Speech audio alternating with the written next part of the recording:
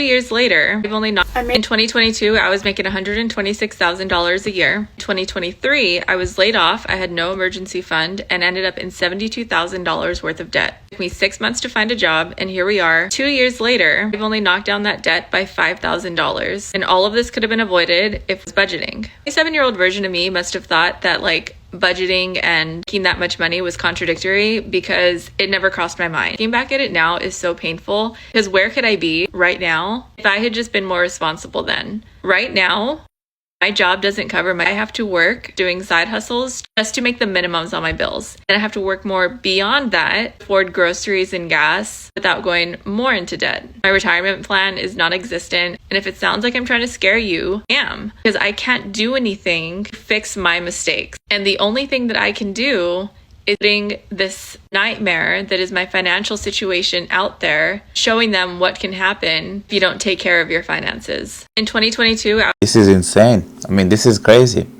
Really. She was making $126,000 a year. By the time that she was laid off, she had zero money savings, zero money in retirement. And it doesn't seem like she has a family. She didn't mention anything like that.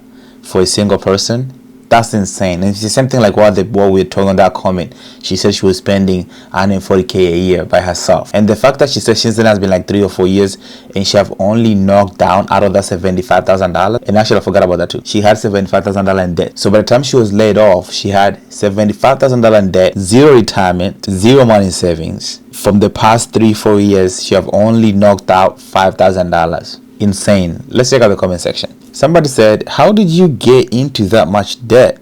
Real question. She said, a spending problem that I wasn't really aware of and complete of lack financial literacy and support decision making during a layoff is a short answer. Somebody said, honestly, just do a bankruptcy at that point, start over. No, don't do a bankruptcy. Just continue paying off slowly. Bankruptcy, they're not always a solution, to be honest. Somebody said, what was your job before when you made $126,000? She said, I was a program manager. And we know the job market right now on that is bad, so. I may be 20. Listen to what I'm saying. Guys, I'm happy to share that I spent every single dollar I made this year. $0 in savings, credit cards maxed out. I'm nothing if not a perfectionist. So, go me. Guys, how is that fun? How is that funny? Like you said, but it's sad seeing people my generation being happy, just going over and up, going above and beyond their mean, just to sad. I have a $1,200 car payment and I would do it again and again and again and again. You're only on this planet once. While it's important you do smart things with your money, it's also important for you to enjoy yourself. You're paying a mortgage on your car. I don't care. I'm interested in cars and I have a twin turbo V8. In my 20s. In life, you have to make calculated decisions. It's a give and take, it's a push and pull. So where I may overspend on my car, I underspend in other critical areas of my life. Like I barely buy myself new clothes, don't drink any alcohol, I definitely don't smoke any of that good stuff. So I may be $50,000 in debt, but it's my life.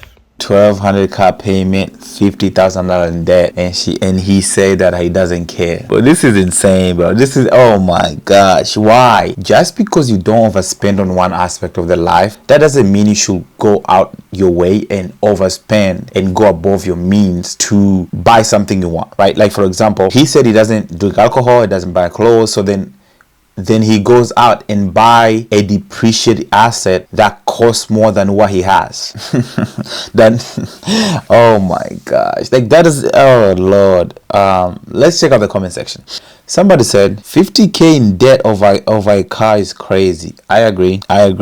Somebody said the problem is when people don't have manageable debt. And he said for sure don't over leverage yourself. My boy, you have a depreciating asset.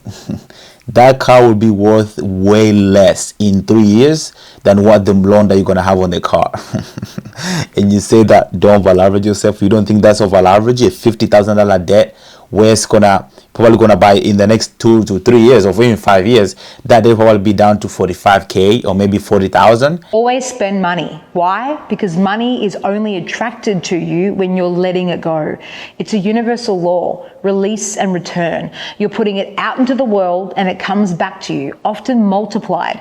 This isn't about reckless spending. It's about knowing that every dollar you spend is a signal, an investment, a powerful exchange.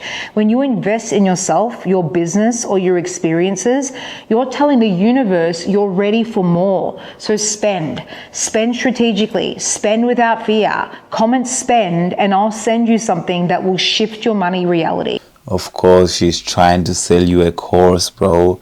She said spend strategically, but also spend with no fear. She's trying to sell your course. Please don't listen to stuff like this. Oh Lord, bro. Let's check out the comment section. Somebody said, I had this thought process. Now I'm in 15k debt. Facts. This will happen to you. If you listen to her, this will happen to you. Go ahead and spend the money, and then let's see how money will come to you again. But this is so stupid. Oh